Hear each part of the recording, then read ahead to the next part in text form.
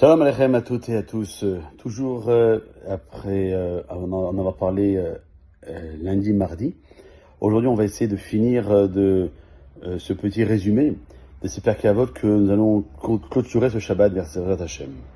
Premier enseignement que je veux nous rappeler, c'est celui de Rabbi Yaakov qui dit que ce monde ressemble à un vestibule avant d'arriver dans le monde futur. Ce monde n'est qu'un couloir pour arriver dans l'autre monde. Ce monde a pour but que chacun d'entre nous se prépare en étudiant la Torah, en accomplissant les mitzvot pour entrer dans l'autre monde. Le deuxième enseignement que donne Rabbi Yaakov, c'est qu'une heure de teshuva et de bonnes actions dans ce monde, c'est mieux que toute la vie dans l'autre monde. Donc les mitzvot ont une valeur intrinsèque qui dépasse largement la vie éternelle. Quel bonheur inhérent peut-on goûter en accomplissant les mitzvot? On explique que la différence qu'il y a entre un vestibule et un salon, le terme que dit Rabbi Yaakov dans la Mishnah, tient uniquement aux dimensions de chacun. Un vestibule peut être beau, mais nettement moins spacieux qu'un salon. Il prend pour point de comparaison un sefer de Teilim, dont tous les psaumes étaient imprimés sur une carte postale. Chaque mot était présent, mais en caractère minuscule. De même, ce monde est un microcosme par rapport au monde futur. On peut trouver en miniature dans ce monde tout ce qui existe dans le monde futur. Le monde futur offre des possibilités infinies de bonheur qui, dans ce monde, restent très limitées. On trouve ici donc le bonheur en accomplissant les mitzvot qui peuvent rivaliser avec certains aspects du monde futur ou même les dépasser. Un midrash rapporte la conversation entre Dieu et l'âme de Moshe Rabbeinu juste avant sa mort. La neshama de Moshe Rabbeinu a supplié le maître du monde de la laisser rester dans son corps en disant « Ribono shel olam, maître du monde, existe-t-il au monde un corps plus pur que celui de Moshe?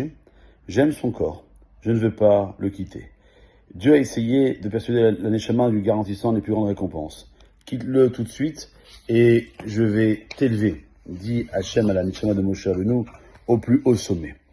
Je te mettrai sur mon trône auprès des anges et des chérubins. » Et la neshama a répondu « Maître du monde, laisse-moi, je t'en prie, dans le corps de Moshe. » Dans la plupart des cas, la neshama n'aime pas séjourner dans son monde matériel, mais le corps supplie de rester sur terre.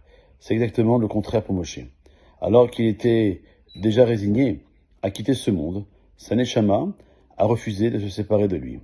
Elle s'est montrée prête à renoncer aux plus grandes récompenses qu'offre le monde futur pour demeurer dans le corps pur de Moshe Rabbeinu. Elle estimait alors avoir plus à gagner dans ce monde que dans l'autre monde. L'autre monde, c'est le monde de ce qu'on appelle de la hasaga, de la connaissance. Et ce monde-ci, c'est le monde de la avoda, du travail, de l'effort. Pourquoi une heure d'effort dans ce monde-ci dépasse-t-il toutes les révélations de l'autre monde? C'est comme ça qu'on peut donner cette explication du travailleur qui a du plaisir et de la satisfaction à travailler. Le maçon est content de voir une maison se construire. Un chirurgien a une grande satisfaction de voir son patient guérir. Un enseignant a du plaisir à donner un cours intéressant et un balayeur des rues est satisfait de voir les trottoirs propres.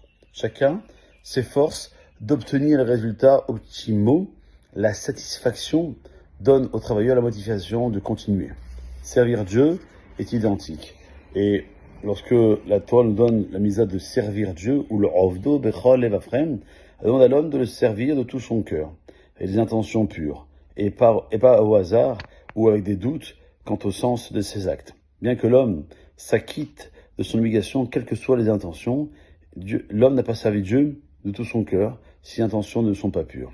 La satisfaction, le bonheur qui est réel, viennent de l'accomplissement d'une mitzvah, avec une pureté, l'intention totale, une précision de la loi juive rigoureuse, et uniquement pour Dieu, sans aucun motif personnel. Et les êtres humains recherchent le plaisir. On sent parfois incapable de profiter de la vie, parce qu'on est limité par les nombreux commandements, restrictions que nous impose la Torah. Alors, on doit se dire, que faire? Toute la vie a un but, il faut investir, souffrir un peu, pour être capable de jouir de l'autre monde. Et en réalité, le but de la vie est aussi la source du plaisir le plus grand, le plus authentique, le plus durable, même dans ce monde. N'est-ce pas un sentiment exaltant de savoir qu'on a changé quelque chose dans la vie de quelqu'un, sans même qu'il sache que c'est nous qui l'avons suscité. Alors, le mot de conclusion sera d'accomplir la mitzvah discrètement, sans que personne ne le sache à part le maître du monde, non seulement garantit les intentions les plus pures, mais procure à l'homme un plaisir authentique et profond. Passez une bonne journée.